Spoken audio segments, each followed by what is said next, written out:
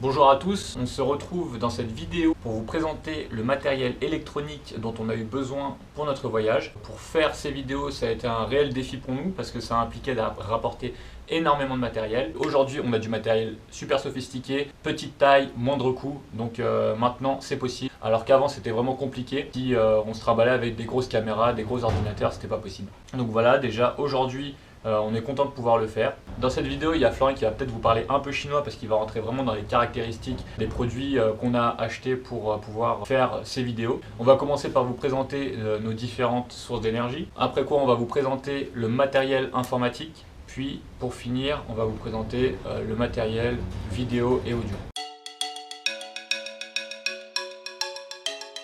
On a tout d'abord prévu quand même 5 jours de bivouac pour 2 jours de pause, c'est-à-dire qu'on est censé avoir nos batteries et un moyen pour recharger nos batteries. Pour ça, on a un panneau solaire. Un panneau solaire, ok. Donc il fait cette taille quand il est replié et on peut le déplier. Donc là, c'est un scratch, il se déplie de cette manière. Avec ça, on a 3 petits panneaux d'une puissance de 21 watts avec 2 sorties USB de 5 volts avec 2 ampères au maximum. Ça se branche ici, tout simplement, il y a 2 ports USB. Il suffit de le rallier avec un câble USB et de brancher une batterie, un téléphone. Entre temps, vous avez la possibilité de brancher cet adaptateur. Donc il vous permet de vérifier le niveau d'ampérage que le soleil nous permet d'obtenir. Ce panneau, on l'a énormément utilisé. Surtout au début, parce que maintenant il fait moche temps donc on l'utilise plus.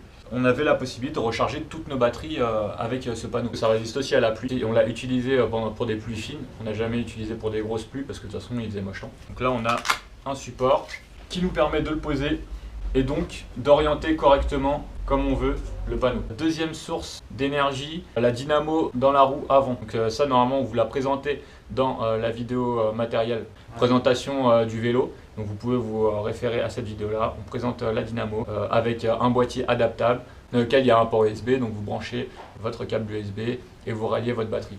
Pour le panneau solaire, c'est exactement la même chose que pour la dynamo. Il y a des variations d'ampérage et du coup, les batteries de vos téléphones ne supportent pas ça. Donc, toujours utiliser une batterie tampon. On va vous présenter les batteries. Ça, c'est pareil, c'est de la même marque que le panneau solaire, marque OK. Elle a 20 000 mAh. Ça permet 7 charges de téléphone. Il y a 2 ports USB, donc vous pouvez recharger 2 appareils en même temps. Donc ça, c'est une batterie à 12 000 mAh ou 10 000, je sais plus. 10 000 mAh. Donc, ouais, elle fait à peu près 2 fois plus petite, 2 fois moins puissante, mais super légère, super compacte, donc très utile. Avec quoi j'ai une batterie, donc ça c'est une batterie de merde, faut dire ce qui est. Avec celle-là, je peux gagner 50% d'autonomie sur l'ordinateur.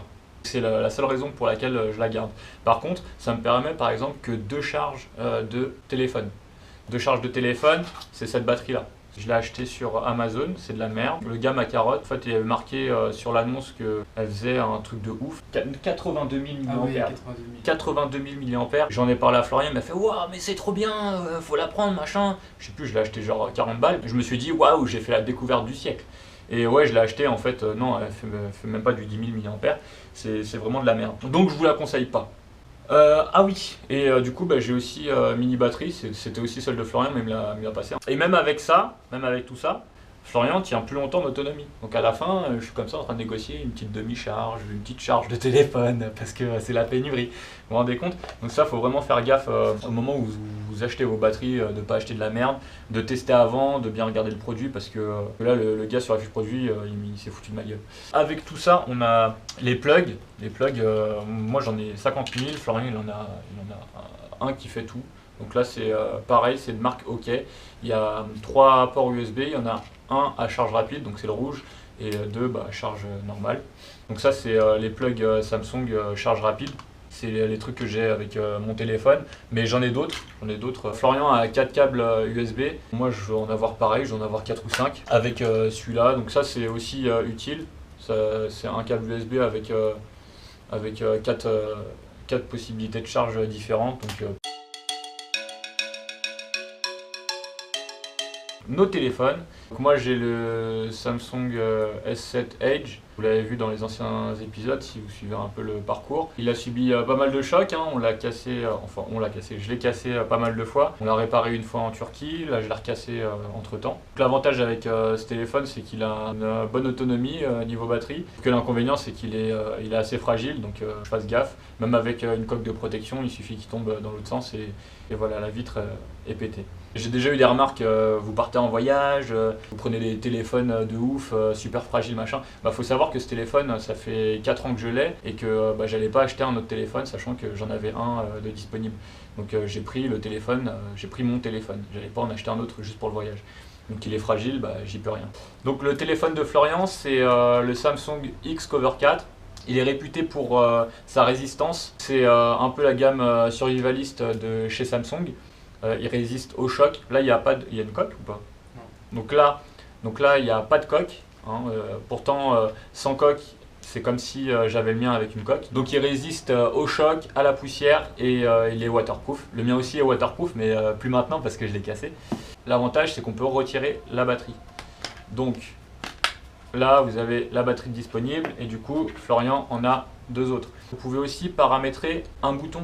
D'origine, il est paramétré automatiquement pour la lumière. Vous pouvez le paramétrer pour faire ce que vous voulez, donc appareil photo et Netflix ou tout ce que vous voulez. Les seuls inconvénients de ce téléphone, c'est la qualité photo-vidéo, donc on ne peut pas prendre trop de souvenirs avec celui-là. Aussi le fait qu'il rame un peu en fait, au moment où on charge des applications, il n'est pas très performant. Il y a aussi très peu de mémoire disponible, donc il est obligé de rajouter une carte SD. Et il faut savoir qu'il coûte pas très cher parce que c'est un téléphone reconditionné. Si vous devez investir dans un téléphone, il faut forcément ne pas investir dans un téléphone qui a peut-être un peu plus de classe et peut-être un peu plus performant, mais qui risque de vous lâcher si vous le faites tomber une seule fois par terre. On s'est rendu compte assez rapidement qu'on avait besoin de nos cartes SIM françaises parce que lorsqu'on se connectait par exemple à nos adresses mail, on nous demandait des codes de vérification qu'on envoyait à nos numéros français. On a dû s'acheter des téléphones. Florian a acheté un petit bigot qui permet de recevoir les messages et moi j'ai acheté un téléphone pas trop cher en Turquie directement. Donc ça tu l'avais de France déjà. Donc Florian avait anticipé, il avait ramené avec lui un petit bigot, ça coûte 9 € en France. Il a une autonomie d'environ 43 ans. Ça nous a quand même sauvé pas mal de fois parce que à chaque fois qu'on se connecte en changeant de pays, on a des problèmes pour se connecter sur nos comptes en banque, ils veulent des vérifications, donc forcément ils envoient un numéro de vérification sur notre téléphone français, adresse mail, tout ça, donc c'est vraiment utile.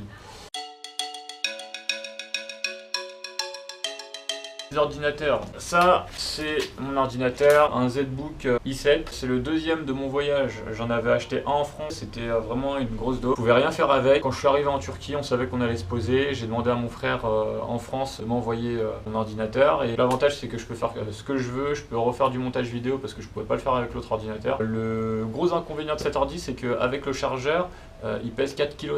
Donc c'est assez lourd dans le rackpack. Je vous présente pas les caractéristiques, hein. Florian présentera les caractéristiques de son ordinateur.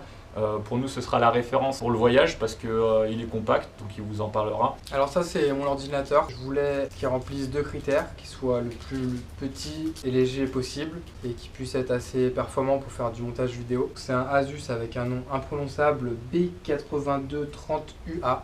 Il fait 12 Go de RAM, 500 Go de disque dur SSD, carte graphique HD 520 et un processeur i7. Il fait 1,3 kg et 12 pouces. Autant dire qu'il est tout petit, tout léger. D'ailleurs, tant qu'on y est, par rapport au montage vidéo, on utilise le logiciel Sony Vegas Pro. C'est un concurrent d'After Effects qui permet de faire à peu près la même chose. Stéphane, lui, il utilise After Effects. Moi, je suis plus à l'aise avec Sony Vegas parce que c'est celui que j'utilise depuis le début. Voilà, le petit ordinateur. Avec ça, il y a la pochette de protection, le secteur et la souris. On a aussi une petite clé USB, ça nous permet d'échanger des trucs entre nous, de stocker des documents importants.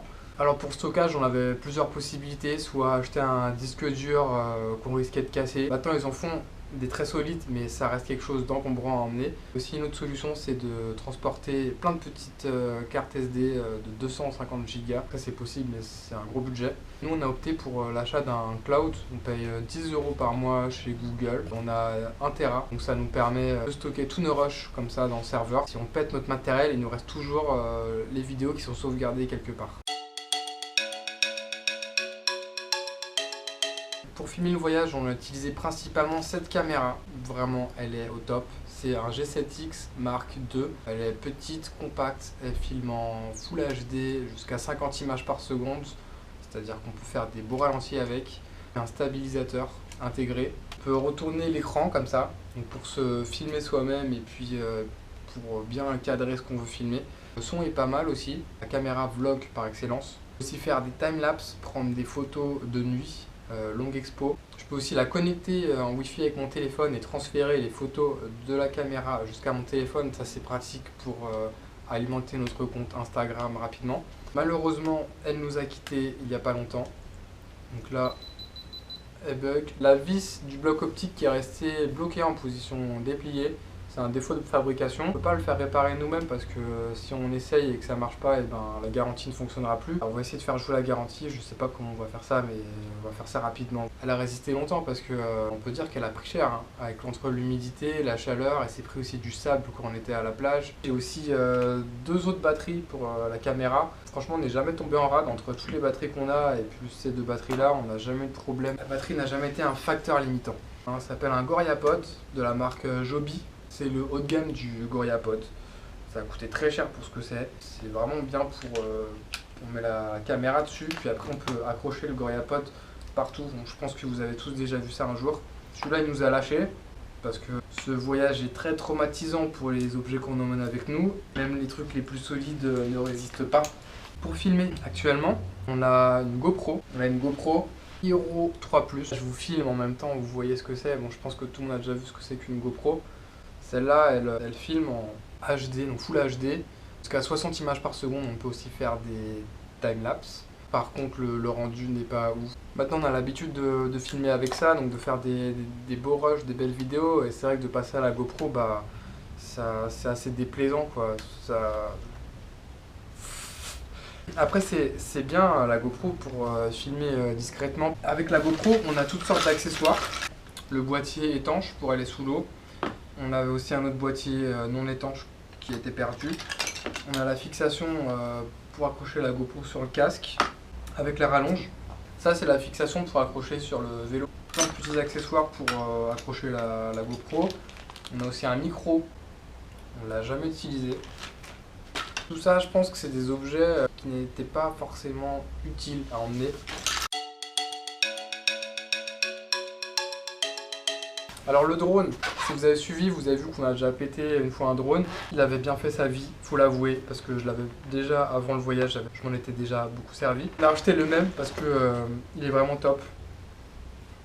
Le DJI Spark, il est minuscule, il pèse 300 grammes. Officiellement, il a une portée de 2 km. Personnellement, j'ai jamais dépassé 1 km dans les meilleures conditions. Donc on a 3 batteries avec ce drone qui ont chacune une autonomie de 16 minutes. Le drone peut voler jusqu'à 50 km/h et filmer en Full HD à peu près à, je crois que c'est 30 images par seconde, c'est entre 25 et 30 images par seconde. On peut le contrôler soit avec les mains en lui faisant des signes, je crois que quand on fait ça il se rapproche, quand on fait ça il part loin, etc. Personnellement je ne l'ai jamais fait parce que je préfère piloter le drone. On peut le contrôler aussi via l'application directement sur le téléphone ou avec la télécommande. Alors l'avantage de conduire avec la télécommande, c'est d'avoir un meilleur contrôle et aussi d'avoir une plus grande portée. Voilà la télécommande, elle est plus lourde que le drone.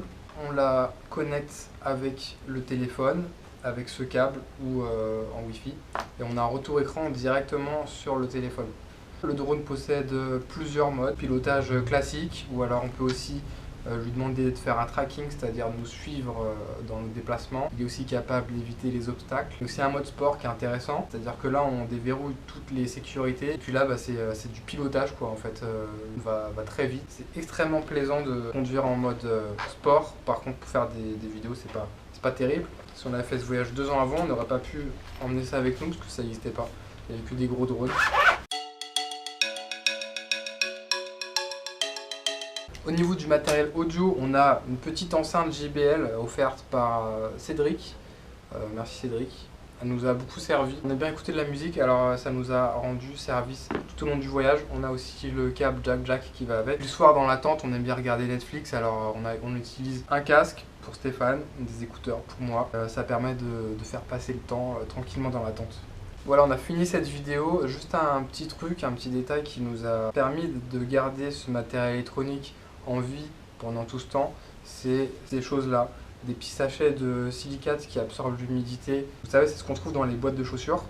Mettez-les de côté si vous voulez faire un voyage. Et aussi, on a aussi confectionné des petites sacoches comme ça dans lesquelles on met du riz. On en a mis un petit peu partout dans nos sacoches, avec tout le matériel électronique. Ça permet de lutter contre l'humidité. Donc cette vidéo est terminée et si vous êtes encore là, c'est que vous êtes les meilleurs. Avec clôture du coup cette série de vidéos qu'on a formulées autour du matériel de vélo. Ne vous inquiétez pas, on a encore plein d'autres idées de vidéos pour aider toutes les personnes qui veulent entreprendre des voyages, comme le nôtre ou même d'autres types de voyages. On se laisse sur ces mots. Allez, ciao!